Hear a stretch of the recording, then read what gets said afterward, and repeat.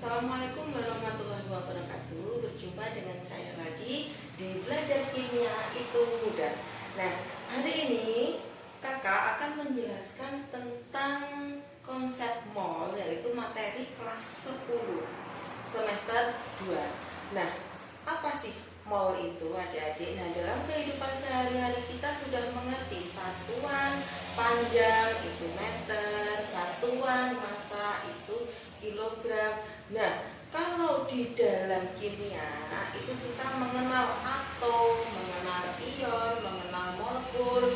Nah, kita punya contoh yaitu molekul air. Nah, satuan dari molekul itu disebut dengan mol. Nah, jadi kalau kimia kita menjumpai satuan dasar kimia yaitu mol. Mol itu adalah satuan yang digunakan untuk menyatakan banyaknya partikel suatu zat. Jadi mol itu adalah satuan yang digunakan untuk menyatakan jumlah partikel suatu zat. Nah, partikel suatu zat itu bisa berupa atom, ion, atau molekul. Nah, jadi mol itu digunakan untuk menyatakan jumlah partikel suatu zat. Bayangkan kalau kita memiliki molekul air, kita susah menghitungnya. Kenapa? Karena partikel-partikel kecil air itu sulit dihitung. Karena itu, untuk menghitung jumlah partikel itu memiliki suatu ketetapan khusus, yaitu jumlah partikel. Segini ya, Adik. Jumlah partikel itu dilambangkan dengan L, ya. Besarnya adalah 6,022 kali 10 pangkat 23. Ini tiap molnya. Nah, jadi kalau kita memiliki air, misalkan air ini adalah 1 mol, maka jumlah partikelnya itu sama dengan 6,022 kali 10 pangkat 23 molekul air. Kalau kita memiliki air 2 mol, maka 2 mol itu sama dengan 2 dikali 6,022 kali 10 pangkat 23 molekul air. Nah, kalau 3 molekul air, berapa jumlah partikelnya? 3 molekul air itu sama dengan 3 dikali 6,022 kali 10 pangkat 23 molekul air. Nah, dari pembelajaran ini kita bisa menyimpulkan kalau menghitung jumlah partikel itu sama dengan mol dikali 6,022 kali 10 pangkat 23. Nah, ini sudah ketetapan adik-adik. Nah, jadi tiap mol suatu senyawa, tiap 1 mol itu jumlahnya adalah 6,022 kali 10 pangkat 23. Ini namanya adalah bilangan Avogadro. Jadi suatu ketetapan ini termasuk bilangan Avogadro. Nah, ini sudah menjadi ketetapan. Jadi kalau jumlah partikel itu sama dengan mol dikalikan 6,022 kali 10 pangkat 23. Kenapa di sini pangkatnya banyak sekali? Karena jumlah partikel itu juga sangat banyak. Kita memiliki segelas air, kita tidak bisa mengukur berapa sih jumlah partikelnya. Nah, karena itu ditetapkanlah bilangan Avogadro. Tiap molnya adalah 6,022 kali 10 pangkat 23.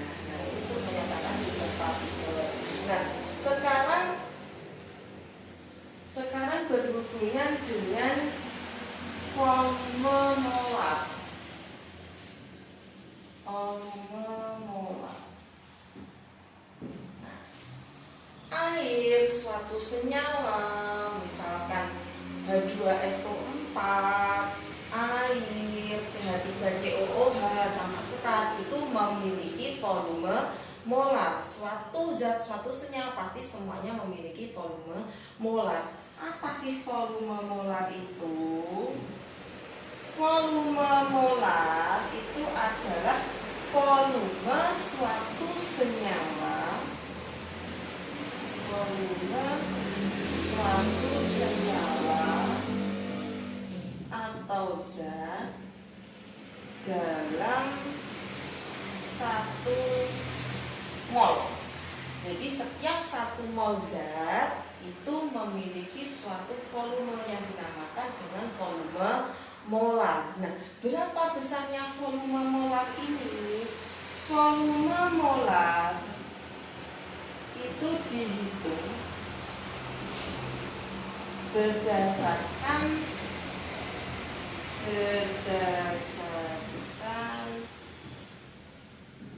STP. Nah, apa itu STP? STP itu adalah standar temperatur and pressure. Jadi di suhu 0 derajat Celcius dan tekanan 1 atm itu volume molarnya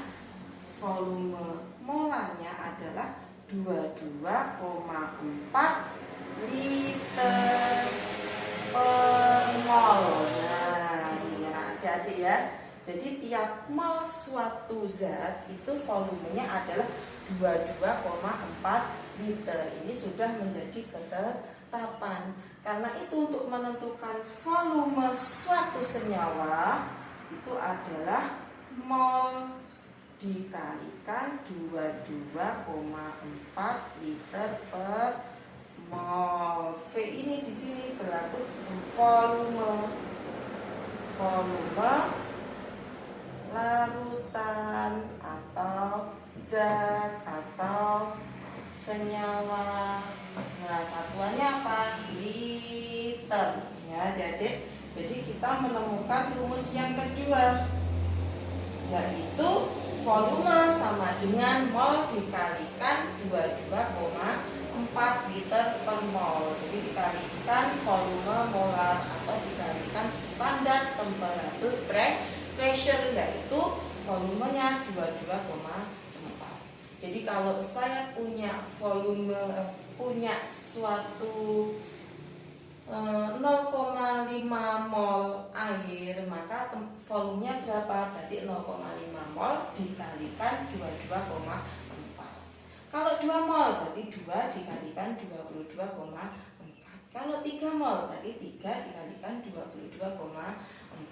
Jadi di sini sudah menjadi ketetapan kalau volume itu adalah mol dikalikan 22,4 liter per mol. Itu ya adik-adik.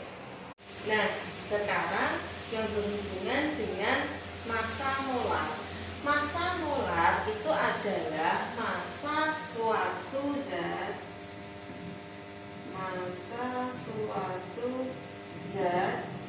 dalam 1 mol. Jadi massa zat itu dalam 1 mol. Nah, massa molar itu dihubungkan dengan AR dan MR. Jadi kalau jumlah partikel tadi dengan 6,022 kali 10 pangkat 23, kalau massa molar itu dengan AR dan MR. Apa itu AR? AR adalah massa atom relatif. Kalau MR itu adalah massa molekul relatif. Nah, kapan kita menggunakan AR dan kapan kita menggunakan MR? Nah, AR karena dia berupa atom, berarti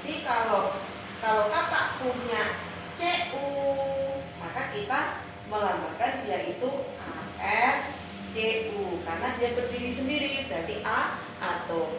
Kalau molekul berarti contohnya CO2. Nah, ini kita pakai MrCO2. Nah, Ar adik-adik, Ar atau masa atom relatif itu sudah ketetapan, kita bisa melihat di tabel periodik. Nah, kalau kita lihat di tabel periodik ada di sebelah ini. Nah, di sini ada kata massa atom. Massa atom. Nah, jadi semua atom itu memiliki massa atom relatif yang dinamakan dengan Ar. Jadi Ar-nya boron 10, Ar-nya karbon 12, Ar-nya nitrogen 14. Jadi semuanya memiliki massa atom relatif yang ada di tabel periodik. Nah, untuk menentukan massa atom relatif ini sudah ada di tabel periodik. Tapi kalau menentukan Mr atau massa molekul relatif, jadi Mr itu sama dengan jumlah dari Ar. Jadi jumlah dari Ar. Mr itu. Nah, jadi kalau saya punya MrCO2, maka Arc karbonnya kan 1 ditambah oksigennya ada 2, berarti 2 kali ArO. Nah, seperti ini ya adik-adik. Nah, Arc itu di tabel periodik ada 12. Kalau massa atom relatifnya O adalah 16. Berarti 12 ditambah 32 berapa? 44. Nah, ini adalah massa molekul relatif dari karbon dioksida. Jadi kalau kita menghitung massa 1 mol zat, kita harus tahu dulu apa itu Ar, apa itu Mr. Nah, baru kakak tentukan rumusnya. Jadi massa sama dengan mol dikalikan Ar. Kalau massa itu berupa atom, kalau massa itu berupa molekul, berarti mol dikalikan Mr. Nah, ini adik-adik, satuannya apa satuan? M itu massa, satuannya adalah gram. Kemudian Mr atau Ar itu satuannya adalah gram per mol. Nah, ini adik-adik ya. Jadi massa itu massa suatu zat, bisa berupa atom, bisa berupa molekul, satuannya adalah gram. Kalau Mr atau Ar itu satuannya adalah gram per mol. Nah, adik-adik, kenapa kok dalam kimia itu gram? Karena kalau kita mereaksikan dalam jumlah porsi kilogram itu tidak mungkin, karena zat-zat kimia itu mahal ya adik-adik ya. Jadi mereaksikan suatu zat itu pasti kalau di dalam kimia kita pakai gram ya. Nah, itu satuan dalam massa dalam kimia.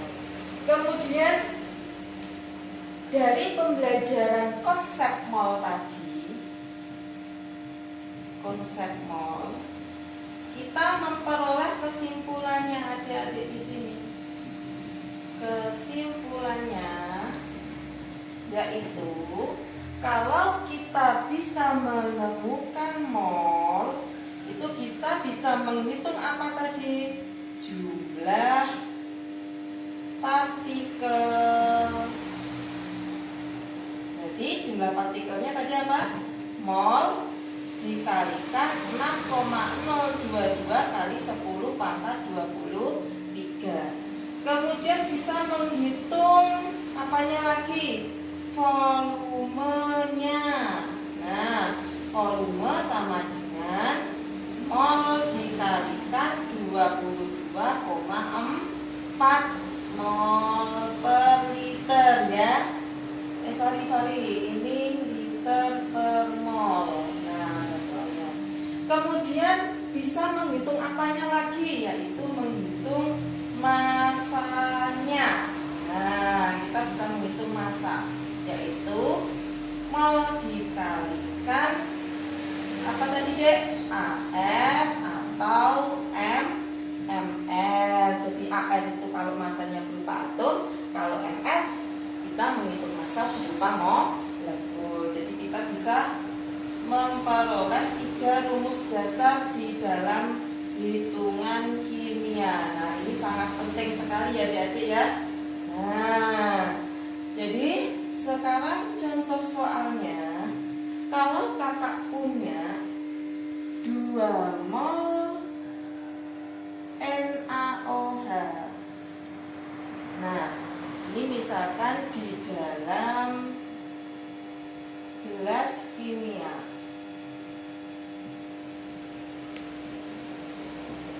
Nah, ada 2 mol NaOH di dalam gelas kimia, atau kebanyakan kalau 2 mol ya, tak ganti 0,5 mol. Nah, ada 0,5 mol NaOH di dalam gelas kimia, maka tentukan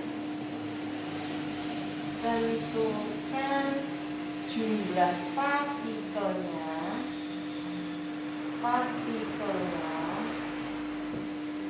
kemudian tentukan massanya dan volumenya. Nah, jadi gini. Jadi kalau ada NaOH di dalam gelas kimia, kita disuruh menghitung banyaknya jumlah partikel, disuruh menghitung berapa massa gramnya NaOH dalam 0,5 mol, dan disuruh menghitung volumenya NaOH yang ada di dalam gelas kimia ini. Nah, sekarang kita hitung yang pertama, jumlah partikel, kakak singkat JP ya adik-adik. Jumlah partikelnya NaOH sama dengan mol dikalikan 6,022 kali 10 pangkat 23. Berarti molnya berapa? 0,5 dikalikan 6,022 kali 10 pangkat 23. Berarti setengah dari ini 3,011 kali 10 pangkat 23. Satuannya apa? Kalau NaOH berupa molekul, berarti banyaknya adalah 3,011 dikali 10 pangkat 23 molekul. Jadi banyaknya partikel yang berupa molekul NaOH itu sebanyak 3,011 kali 10 pangkat 23. Nah, kemudian B, kita disuruh menghitung masanya. Nah, masanya NaOH. Nah, kalau massa tadi berupa apa adik? Mol dikalikan, karena dia berupa molekul, berarti kita mencari mR-nya NaOH.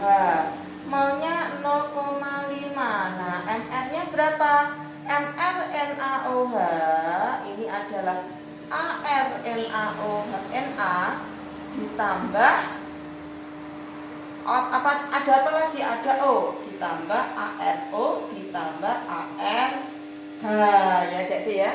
Jadi di dalam NaOH itu terdapat atom Na, atom O, satu atom H. Semuanya satu atom Na, satu atom O, dan satu atom H. Kalau kita lihat di tabel periodik, ARNA itu adalah 23, ARO 16, ARH-nya 1. Nah, berarti 0,5 dikalikan berapa ini? 23 tambah 16, 39 tambah 1, 40 ya. 40, satuannya tadi gram per mol. Nah, berarti ini 20 gram NaOH. Berarti ada 20 gram NaOH. Kemudian C, kita disuruh mencari volumenya NaOH. Berarti mol dikalikan 22,4. Berarti 0,5. Molnya 0,5 ya semuanya ya. Dikalikan 22,4. Berarti berapa? 11,2 ya tadi ya. 11,2 liter. Nah, jadi kita bisa menghitung ternyata di dalam gelas kimia ini terdapat 3,011 kali 10 pangkat 23 molekul NaOH. Terdapat masanya NaOH sebanyak 20 gram dan terdapat volumenya NaOH sebanyak 11,2 liter. Jadi kalau kita bisa menentukan mol, maka kita bisa menghitung berapa banyaknya partikel, berapa masanya zat, dan berapa volumenya zat. Oke adik-adik, terima kasih.